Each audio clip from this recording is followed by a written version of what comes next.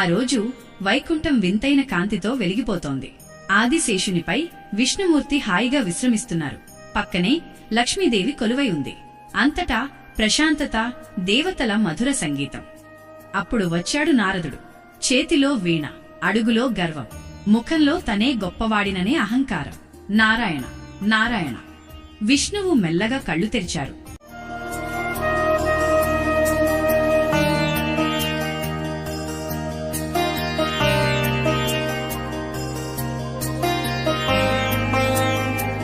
నారదుడు నేరుగా అన్నాడు, స్వామి, నేను 1000 ఏళ్లు తపస్సు చేశాను.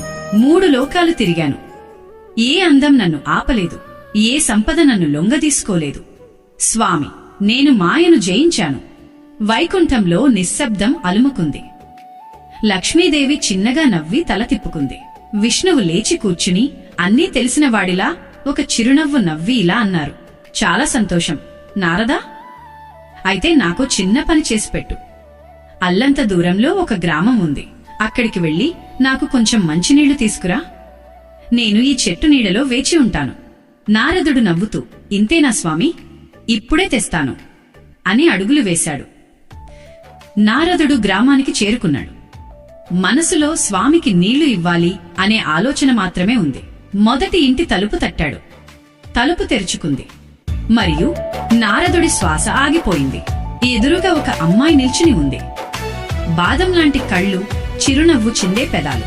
ఆమెను చూసిన ఆ ఒక్క క్షణంలో నారదుడి హృదయంలో అంతవరకు ఎరుగని ఒక కొత్త అలజడి మొదలైంది.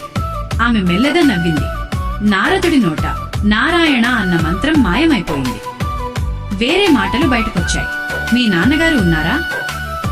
నారదుడు లోపలికి వెళ్లాడు. ఆమె తండ్రితో మాట్లాడాడు. నేను నారదుడిని. మీ అమ్మాయిని చూసి మనసు పడ్డాను. పెళ్లి చేసుకుంటాను. అనుమతి ఇవ్వండి. పెళ్లి జరిగింది. బ్రహ్మచారి అయిన ఋషి ఇప్పుడు గృహస్థు అయ్యాడు. చెట్టు నీడలో కూర్చున్న విష్ణువు మర్చిపోయాడు. పూర్తిగా మర్చిపోయాడు. సంసారం మొదలైంది. 12 ఏళ్లు గడిచిపోయాయి. పిల్లలు పుట్టారు. ఇల్లు నిండిపోయింది. ఉదయాన్నే పొలానికి వెళ్లడం, సాయంత్రం పిల్లలతో ఆడటం, రాత్రి భార్య వడ్డించిన అన్నం తినడం, ఇదే లోకమైపోయింది. గోడకు వేలాడుతున్న వీణపై దుమ్ము పేరుకుపోయింది.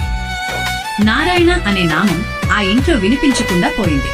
మాయను జయించాను అన్న నారదుడు మాయలోనే సంతోషంగా మునిగిపోయాడు. ఒకరోజు సాయంత్రం ఆకాశం నల్లబడింది. గాలి జోరు పెరిగింది. ఉరుములు మెరిశాయి. భారీ వర్షం మొదలైంది.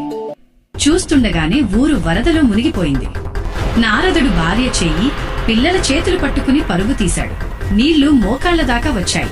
నడుము దాకా వచ్చాయి. గుండె దాకా వచ్చాయి. ఒక పెద్ద అల వచ్చింది. నారదుడి చేతిలో నుంచి పిల్లలు ఒక్కొక్కరుగా కొట్టుకుపోయారు. నారదుడి గుండె ముక్కలైంది. భార్య చేయిని మరింత గట్టిగా పట్టుకున్నాడు.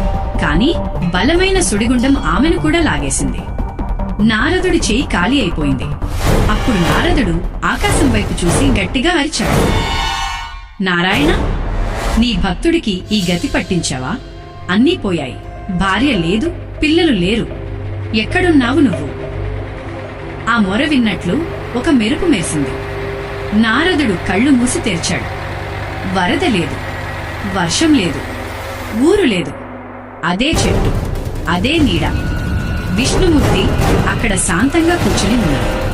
మెల్లగా నవ్వుతూ అడిగారు, నారద, నా నీళ్లు ఎక్కడా? నారదుడు ఆగిపోయాడు. తల ఎత్తి చూశాడు. ఒక్క క్షణంలో 12 ఏళ్ల జీవితం కళ్ల ముందు కదలాడింది. పెళ్లి, పిల్లలు, కష్టం, సుఖం, చావు అన్నీ ఒక కలలా అనిపించాయి. తనకు 12 ఏళ్లు గడిస్తే విష్ణువుకు అది కేవలం కొన్ని క్షణాలు మాత్రమే.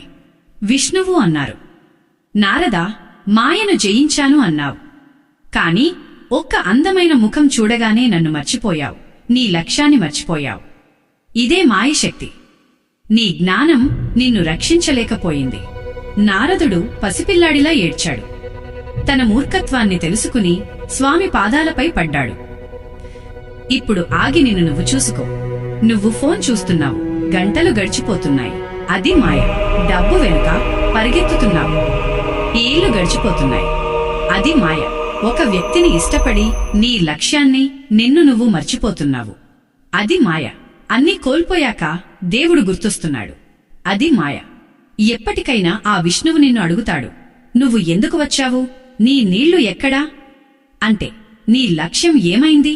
నువ్వు ఎంత తెలివైన వాడివైనా, ఎంత గొప్పవాడివైనా ఒక్క నిమిషం ఆగి నిన్ను నువ్వు అడుగుకో, నేనెందుకు పుట్టాను, నా అసలు లక్ష్యమేంటి? ఆ ప్రశ్నకి సమాధానం దొరికిన రోజే నువ్వు నిజంగా మాయను జయించినట్లు. జై శ్రీ మహావిష్ణు.